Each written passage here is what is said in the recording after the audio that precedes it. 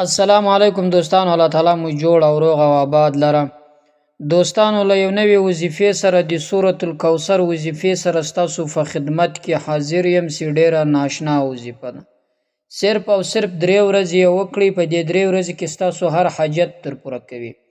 که ستاسو هر پریشانی وي، که ستاسو هر مقصد وي، ان شاء الله دا وظیفه صرف 3 ورځې وکړئ. دا سورة الکوثر به په دې 3 ورځې کې ستاسو هغه سخت ناممکن حاجت در پوره کوي. او د کم مقصد لپاره چې کوي دوستانو، دا سورة الکوثر صرف او 3 ورځې وکړئ. په دې 3 ورځې کې به ستاسو مقصد در پوره کوي، ستاسو هر خواهش به در پوره کوي. په قرآن شریف کې چې تر ټولو کوچنی سورت دا سورة الکوثر دا 3 آیاته سورت ده. تقریبا قرآن شریف 114 سورت ده، 108 سورت ده. 108 سورت په قرآن شریف کې یو سورت ده، سورة الکوثر ورته وایي. د دې ډېرې ناشنا فائدې د دې صورت، او په دې صورت کې به انتها زیات طاقت پروت ده، په دې صورت کې به انتها زیات قدرت پروت ده، او دا صورت به انتها داسې زیاتې فائدې لري. دوستانو که تاسو دغه صورت یو ځل د دې وظیفه وکړئ، د دې په خوند پوه کړل سئ، د دې په کراماتو باندې پوه سئ، بیا به هیڅکله د دې وظیفې عمل پرې نه ږدئ. بیا به د زندګي یو معمول وګرځوئ، بیا به په ورځ کې هر ورځ کوي، تقریبا هیڅکله به پرې نه دی. سورة الکوثر د قرآن شریف 108 سورت ده. دا په قرآن شریف کې ده، او دا صورت د نبی علیه السلام د تسلیت لپاره، د نبی علیه السلام د کامیابی لپاره، د نبی علیه السلام د ساتنې لپاره را نازل شوی ده. به انتها زیات فضایل هم لري. دوستانو که تاسو هم شهرت غواړئ، عزت غواړئ، کامیابی غواړئ په دنیا کې، د دې یو عمل شروع کړئ. هغه 3 ورځې چې کومه طریقه زه درته ښایم، هغه طریقه باندې یې وکړئ.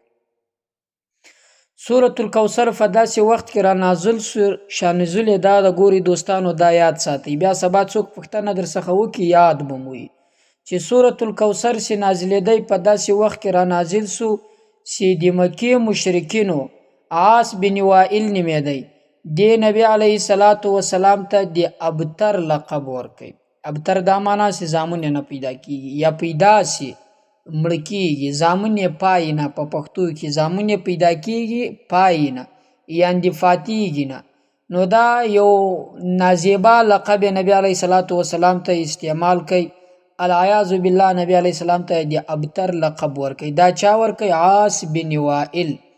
دا یو داسې نازیبا لقب نبی علیه السلام ته استعمال کړی چې نبی علیه السلام په داسې وخت کې ورته استعمال کوي چې د نبی علیه السلام زوی مبارک عبدالله له دې دنیا څخه ولاړی.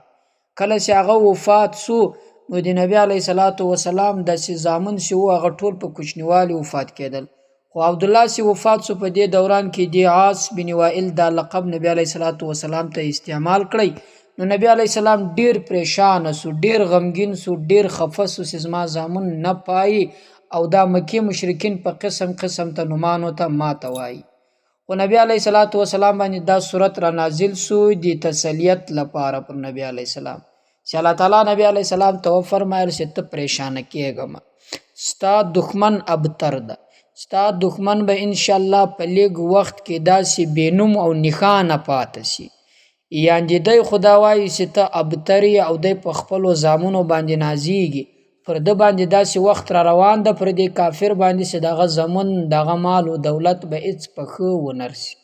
نو کله چې عاص بن وائل و خپلو او ملګرو ته په دې مجلس کې دا لقب نبی علیه السلام ته استعمالوي، نو دا نور به ویلی چې و موږ ډېر ډېر زامن لرو، د موږ تاریخ به بیا زموږ زامن وساتي، له موږ نه بعد به زموږ صفت زموږ زامن کوي. نبی علیه السلام ته یې ویلې ته خو زوی نه لرې، ستا اوصاف څوک بیانوي، ستا میراث به چا ته پاته شي.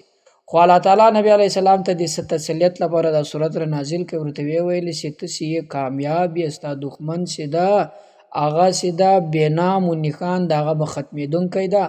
او انا اعطیناک الکوثر فصل لربک وانحر، ته اضحیه وکړه، او الله پاک جل جلاله تا ته سورة الکوثر در کړی ده.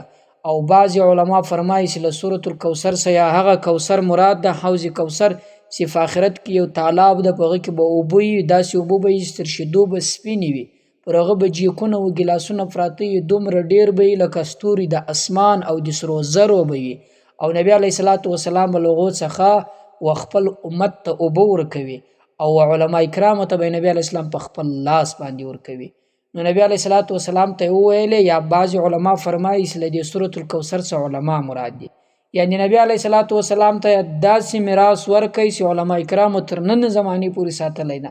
هغه مشرکین چې بیا وفا مړه سو مردار سولو د دوی زامن ورنږدې کېدل نه بیا په خپلو مزدورانو باندې په لرګو باندې داسې اړول په یو لوی کډي کې یې وغورځول، نه هغه زامن پکښې ورلو نه هغه اولاد پکښې ورلی.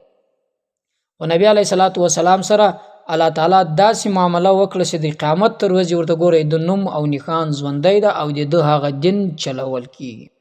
دوستانو سورة الکوثر دا د تسلیت نبی علیه الصلاۃ والسلام لپاره را نازل سو. په سورة الکوثر کې بې انتها زیاتې فایدې پرتې دي. سورة الکوثر چې د تقریبا 10 حروفه، اول آیات یې 10 حروفه لري، دویم آیات یې 10 حروفه لري. په دې توګه په ټول صورت کې تر ټولو ډیر تکرار سوی حروف چې د هغه الف ده. دا الف په سورة الکوثر کې چې 10 ځلې پکې راغلی ده. هغه حروف چې په دې صورت کې یوازې یو ځل راځي هم یې په شمیر 10 دی، یعنې د دې صورت ټول آیاتونه په را سره پای ته رسېدلي. ان اعطیناک الکوثر فصل لربک وانحر ان شانک هو الابتر. بل د دې صورت خصوصیت لا هم دا و چې مکې مشرکینو ته چې کله نبی علیه السلام دعوت کوي دی به ورته ویل العیاذ بالله ته جادوګر یې، ته ساحر یې، دغه شعرونه تا جوړ کړي، دا قرآن نه ده دا شعر ده. خو الله تعالی نبی علیه السلام ته امر وکړي چې ته ورته ووایه په دې کې ډېر غټ غټ شاعران وګورئ، که چیرې رښتیا دا شعر وي نو د سورة الکوثر اولین آیات د مکې پر دروازه ورته راوځړوئ چې که تاسو رښتیا وایئ چې دا شعر ده او په تاسو کې خو ډېر غټ غټ شاعران شته نو تاسو نران سئ ټینګ سئ د دغه دا نور کسر پسې جوړ کړئ، تاسو خو یې شعر بولئ او حالانکه دا شعر دنه دا آیات د الله تعالی جل جلاله ده. نو لہذا دوستانو دا به انتها زیاتې فایدې لري. طریقه درته ښیم کې د هر حاجت لپاره کوئ، کې د روزګار لپاره کوئ، کې د واده لپاره کوئ، ډېره زمانه یې ستاسو واده نه یې سوی، د رښتې لپاره یې کوئ، د محبت لپاره یې کوئ، د مال او د دولت د ګټلو لپاره یې کوئ، په زړه کې یو جایز خواهش د هغه لپاره یې کوئ، د یو مقصد لپاره یې کوئ. 3 ورځې یې مسلسل وکئ. په کومه ورځ چې شروع کوئ بیا یې خاص پر هغه وخت باندې کوئ، یعنې په کومه ورځ چې شروع کوئ بیا 2 ورځې نور هم کوئ، مسلسل په مابینځ کې بیا قضایي نه راوړي. طریقه یې دا ده کله چې د سهار لمونځ وکئ یا د ماخستن لمونځ، په دې 2 وختو کې وکئ، که سهار فارغ یاست که ماخستن. خو کمې اوله ورځ سهار وکئ بیا به دا نور ورځو هم سهار وکئ، کمې اوله ورځ ماخستن وکئ په نور ورځو هم ماخستن وکئ. کله چې د سهار یا د ماخستن له لمانځه نه فارغه سواست د لمانځه نه بعد به پر تندي باندې خپل لاس ونیسئ، 119 واره به سورة الکوثر ووایاست. له هغه نه بعد خو دا به مې یاد وي په خپل دماغ په خپل ذهن کې مې خپل حاجت پروت وي. کله چې مې 119 واره سورة الکوثر ووایه له هغه نه بعد یې پر ځان باندې په جګر کې جوف کړئ، له هغه نه بعد خپل حاجت لپاره دعا وکړئ، خپل حاجت وغواړئ، خپل خواهش که هر حاجت وي، که هر مسله ستاسو وي، که هر پریشاني ستاسو وي، له الله سره یې شریکه کړئ، دا صورت ورته پیش کړئ، انشاءالله د دې په برکت سره به ستاسو حاجت ستاسو پریشاني الله تعالی حل کړي. نو دا و دوستانو د سورة الکوثر وظیفه ډېره اسانه وظیفه ده، وی کې انشاءالله په 3 ورځې کې به ستاسو مشکل حل سي، په 3 ورځې کې به ستاسو پریشاني حل سي، او په 3 ورځې کې ستاسو هر رقم قسم ته سخت حاجت سي ده انشاءالله الله تعالی به د دې صورت په برکت سره در پوره کړي. دوستانو دا و د سورة الکوثر وظیفه، الله دې وکړي چې تاسو یې وکړئ او له نورو ملګرو سره هم ضرور شریکه کړئ. موږ ته دعاوې کوي، موږ بیا تاسو ته دعاګانې کوو. الله تعالی مو خوشحاله او آباد او ژوندي لره. تر بلې وظیفې پورې د خدای په امان. السلام علیکم ورحمت الله.